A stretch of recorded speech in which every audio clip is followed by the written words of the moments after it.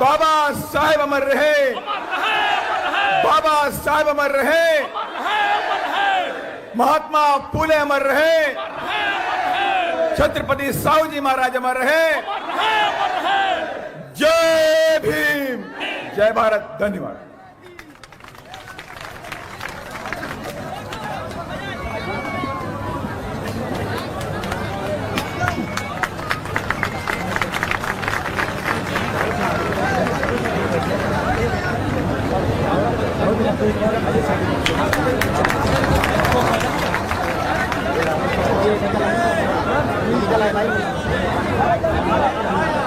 साथियों, अब मैं चाहूंगा जिनका आप सब लोग बेसब्री से इंतजार कर रहे थे, युवा दिनों की धड़कन,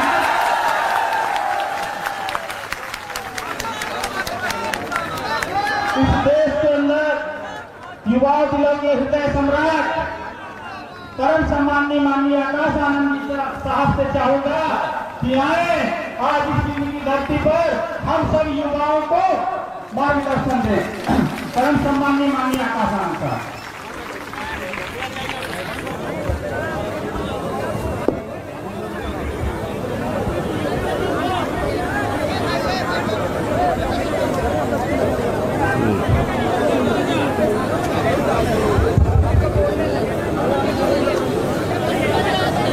जय भीम।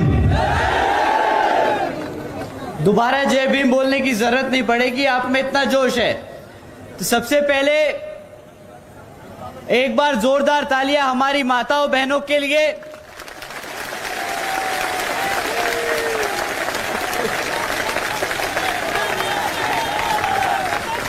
हमारी माताएं बहनें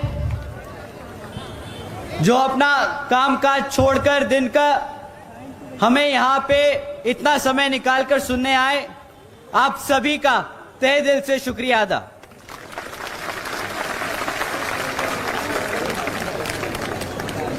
एक बार जोरदार तालियां हमारे सभी बड़े बुजुर्गों के लिए।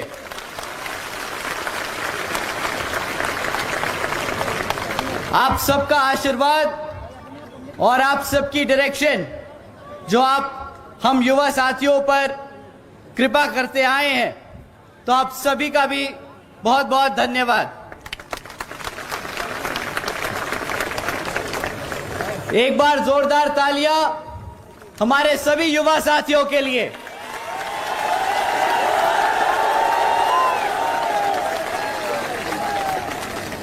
बहुत समय हो गया, काफी समय से हमारे युवा साथी इधर उधर भटक रहे थे, परंतु जब से बहन जी ने 50% युवा साथियों का हक बनाया है पार्टी की हर स्तर की कमेटी में, तब से सारा युवा साथी बसपा में वापस आ गया।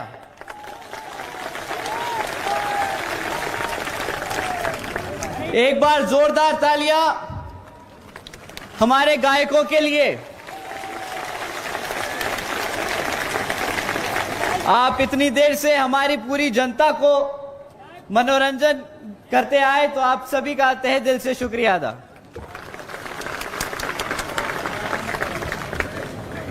साथियों, सबसे पहले मैं अपने सभी संतों, गुरुओं, जिसमें खासकर महात्मा ज्योतिबा फूले, बिरसा मुंडा जी, छत्रपति साहू जी महाराज, नारायण गुरु, तांत्या भील मामा जी, पेरियार रामास्वामी जी, बाबा साहब डॉक्टर भीमराव अंबेडकर जी एवं मान्यवर साहब श्री काशीराम जी को नमन करता हूं।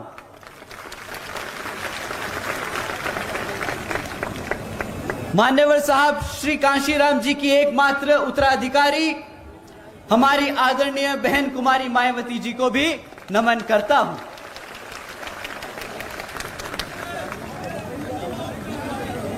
देश के सबसे बड़े प्रदेश उत्तर प्रदेश की 4 बार मुख्यमंत्री, लोकसभा व राज्यसभा की कई बार सदस्य रही, आदरणीय बहन कुमारी मायावती जी, जिन्होंने अपने सभी एससी, एसटी, ओबीसी एवं अल्पसंख्यक समाज के साथ साथ सर्व समाज में से गरीबों और कमजोरों के लिए अपना पूरा जीवन समर्पित किया।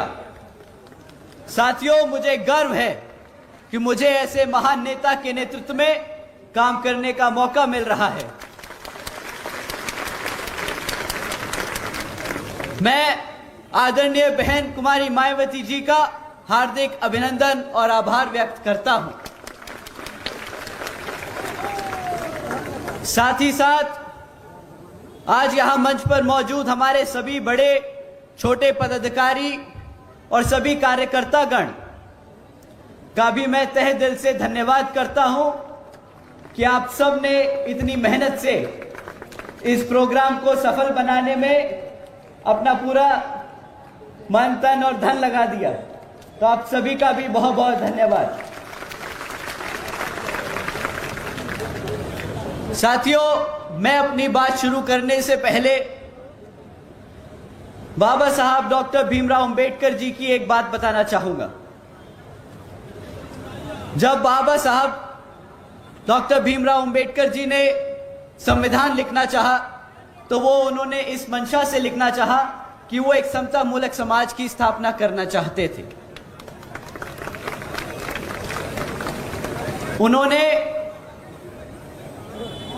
लोकतंत्र की कुछ इस तरह व्याख्या की थी।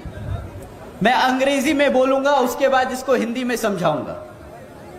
A form and a method of government whereby revolutionary changes in economic and social life of people are brought about without bloodshed। साथियों, बाबा साहब के विचारों का भारत कुछ इस तरह होता। साथियों, जहां पर स्कूलों में बच्चों के बीच भेदभाव ना हो, वैसा है बाबा साहब के विचारों का भारत। साथियों, जहां पर महिलाओं पर अत्याचार ना हो, वैसा है बाबा साहब के विचारों का भारत।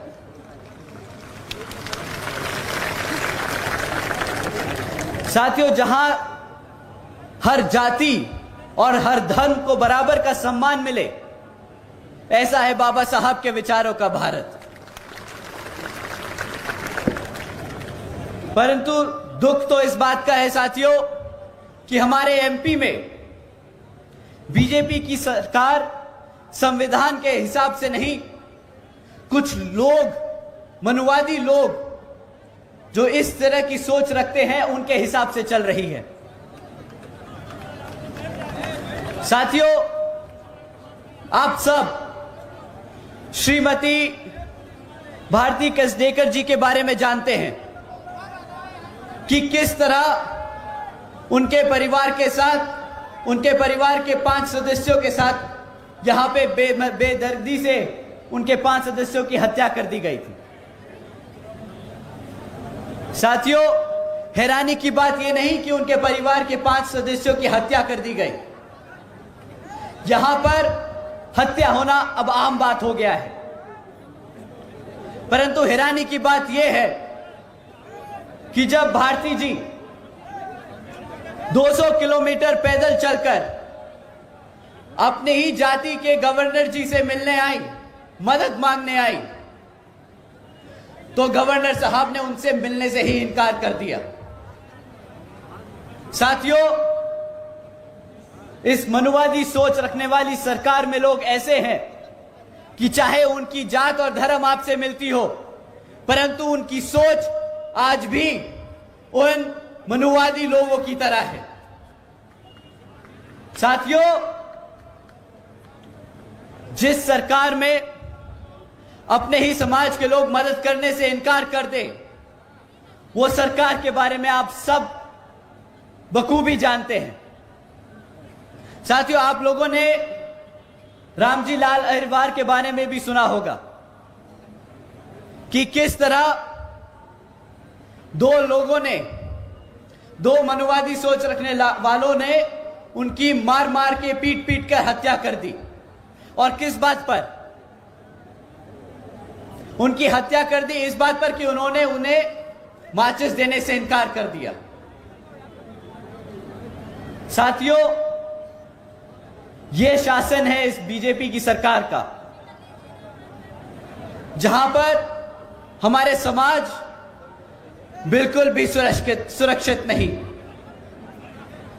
अभी 8-10 दिन पहले की बात है, आप सबने सुना होगा कि किस तरह एक 15 साल की बच्ची का बलात्कार कर उसे उज्जैन की सड़कों पर फेंक दिया मरने के लिए। साथियों, ये सिर्फ कुछ घटनाएं हैं उन 16,900 में से, जिनके आज भी परिवार उस दर्द से गुजर रहे हैं जिसका मैं दुख शब्दों में बयान नहीं कर सकता। साथियों, इन कांग्रेस